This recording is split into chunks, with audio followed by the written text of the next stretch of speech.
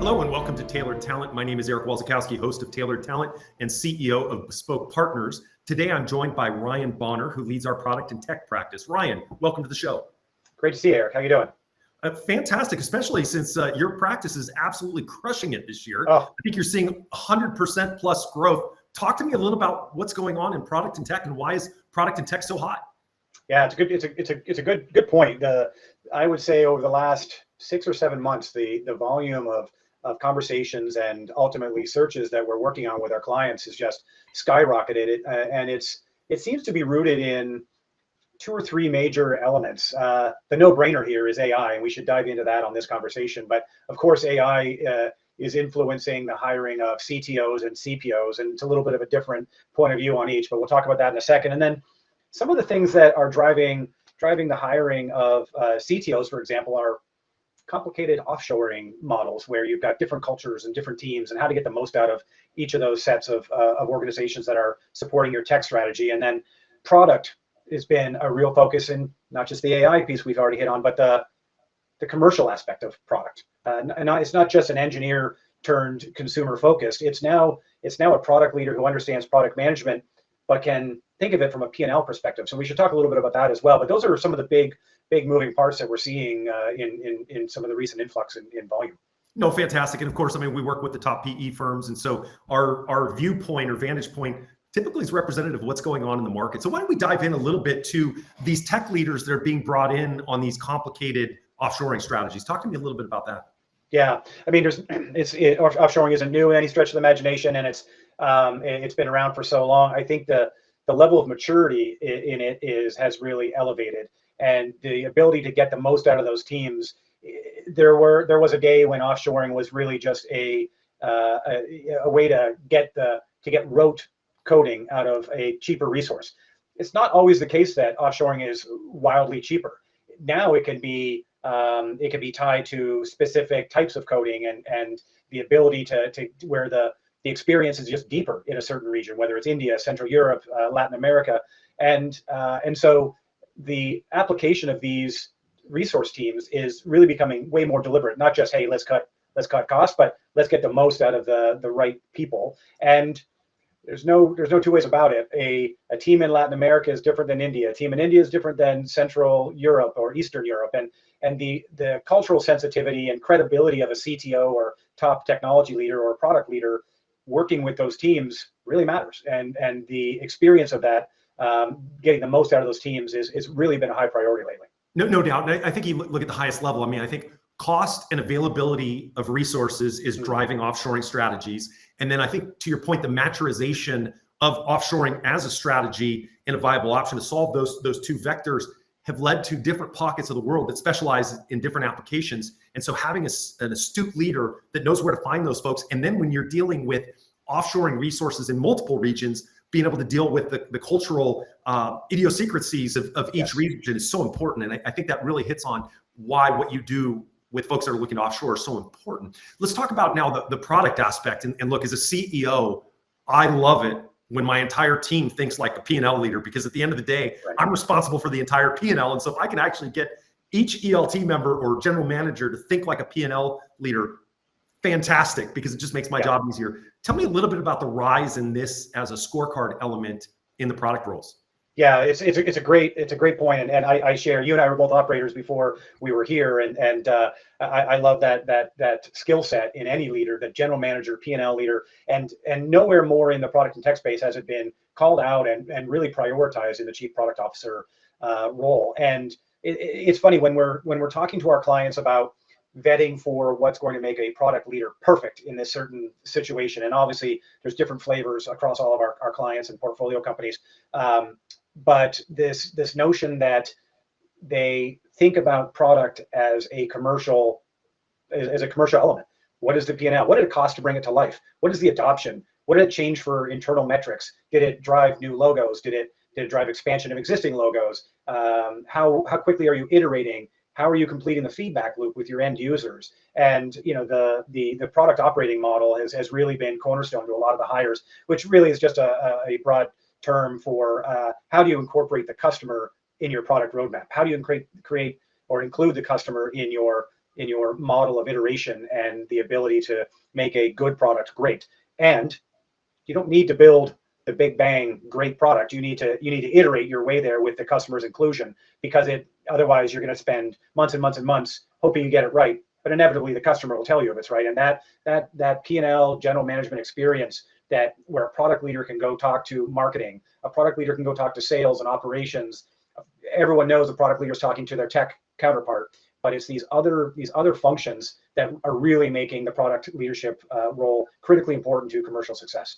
No doubt. So I think, again, to summarize, customer centricity, which is so important, because again, we're dealing with mature private equity companies, not these, hey, do I have product market fit yet or not? I mean, these are companies that you really need the customer at the center, or you can really screw up a big business. I think what goes with that then is a P&L focus that then leads to discipline around return on investment. So what investments are we making? What's the timeline to get the money back? And then the key, which is, you mentioned KPIs, which to me means operational excellence, right? It's yes. Am I going to be able to execute on this in a fashion that not only goes from development, and am I developing what the customers want, but also am I able to get that implemented through workflow to achieve that ROI? And so I think that just a phenomenal piece that you've picked up here on the product roles that are so important. And again, I think it just leads to the fact that you're doing this all day, every day in a defined market set. It leads to outsized insights.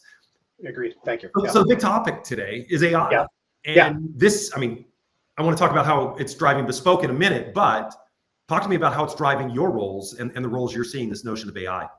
Yeah, and if you sort of keep it as two columnar functional responsibility, is the technology that's going to deliver and the product that's going to deliver the roadmap and the commercial success. AI has a different effect on both of those. And we should talk about it at the end of this, about how a client should think about AI. And I wrote a piece earlier this year thinking about, hiring one AI person is risky.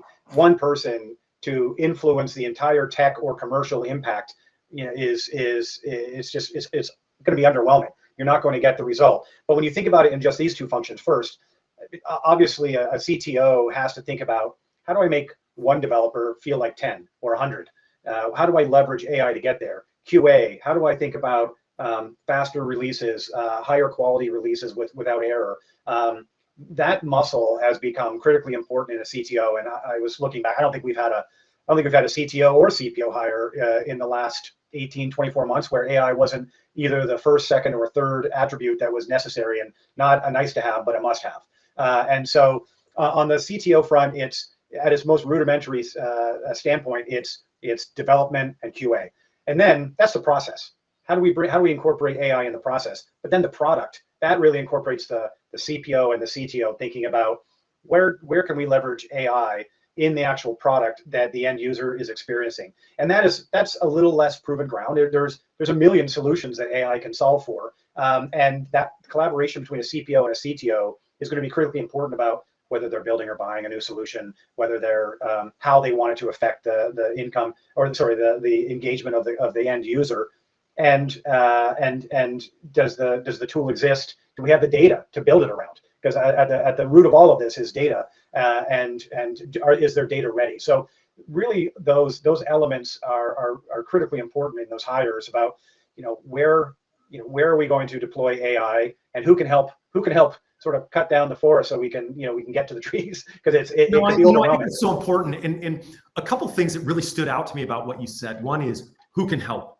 And I think in today's world, if you're a technology officer or a product officer for that matter, and you don't have an understanding of the landscape outside your four walls, you're going to get left behind because of the ability to incorporate other people's technologies and ideas into your product. But the other thing that I really liked about what you said, if I'm the technology officer, it's the how I do my work and how AI impacts that. Because I think about at Bespoke Partners, when we started on this journey in 2021 and we were developing the index, our coders were writing code and AI started to edit the code. Well, we flipped the switch and AI is now writing the code and our coders are editing the code. And so when you think about that, we talked about offshoring, the impact of technology is going to solve some of that cost equation too. And so having a CTO that thinks about, one, how the work's getting done in AI, how that plays in that, but then also two, that product aspect of it and how we incorporate AI into our product and how that impacts or delights our customers is so important. And again, to me, it just resonates every time I talk to you. You're getting the benefit of the number of reps or searches you're doing in the same market, talking to the people that are shaping the market. That's right. I would argue there's probably not another person on the planet that has seen as many reps in that CPO, CTO world in middle market private equity as you. And I think that's just a phenomenal testament to your focus. Oh, thank you. The team here is amazing. We've got, obviously we've got a great set of recruiters and researchers that are helping us shape the landscape for our clients at the same time as learning where these opportunities are going. And one of those key takeaways that we're seeing, and something you and I've talked about, maybe even on previous conversations here on our talent podcast, is when does a business need to separate this idea between a CTO, CPO, or a combined role? And I would say, you could say AI is a big part of that. But I would say that over the last year or so, maybe 15 months, we started to see that separation. We need a discrete CTO and CPO role. It used to be combined maybe to 80, 85 million in ARR, maybe up to 100, where you had one person, the CTO also owned product, or if the product officer was the stronger, they had engineering reporting up to them. It's pretty clear now that earlier in the maturity of a business, maybe in the 50, 60 million ARR, and who knows where it'll end up by the end of this year or early 26. But we're starting to see that separation. In fact, we're seeing some clients saying, I don't see us having a combined leader in those two roles for the foreseeable future, because they need to be so distinct.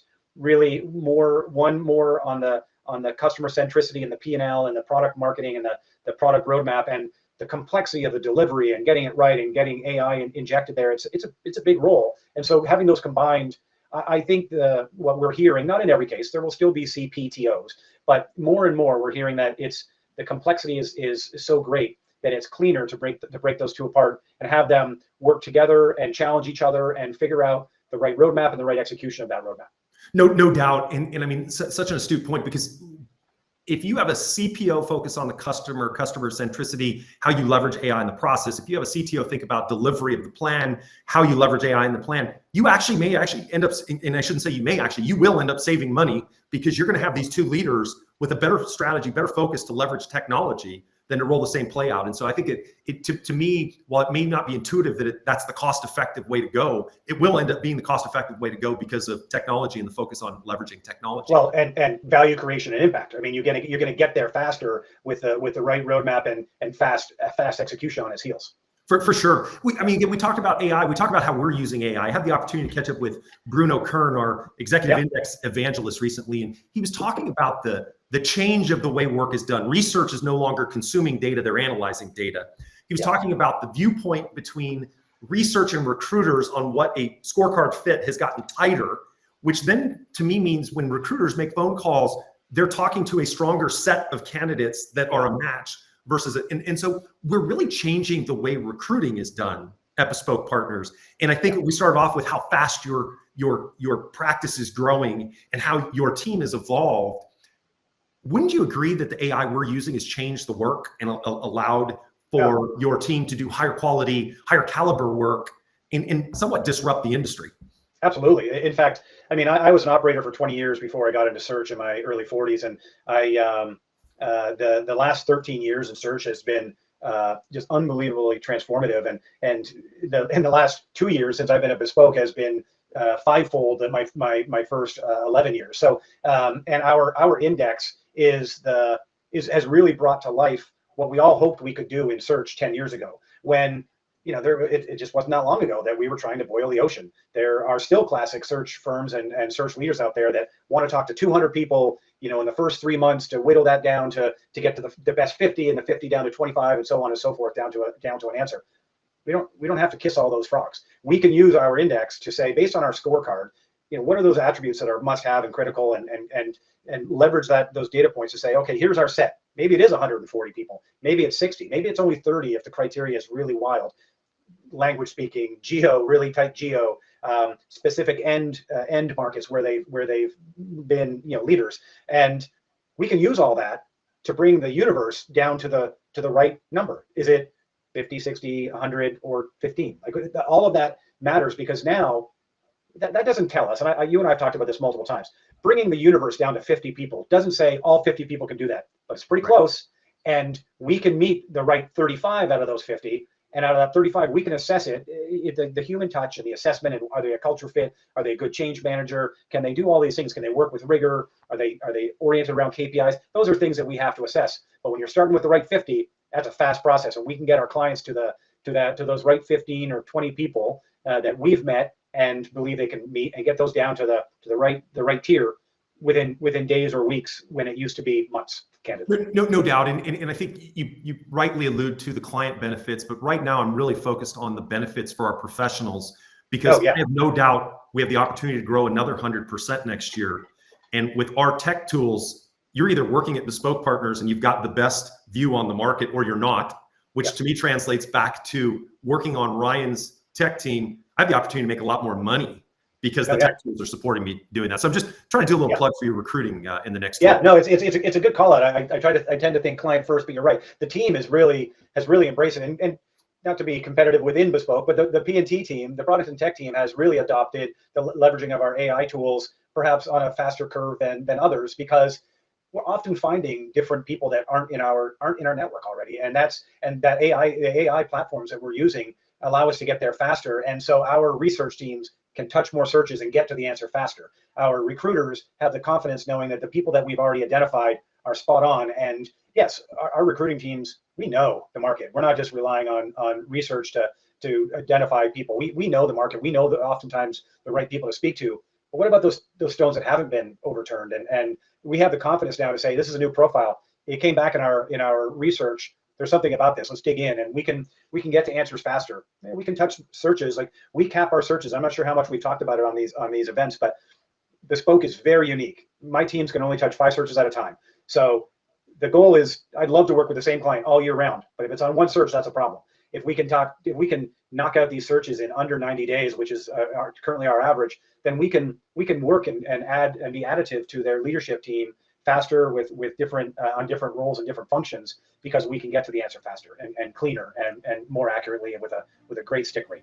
No doubt. So you heard it here first. Ryan's hiring at all levels: partner, recruiter, and researcher, and it's the best job in the industry. Hey, Ryan, congrats on a very successful year. Truly appreciate the insight here today on product and tech roles. I hope you have an amazing day.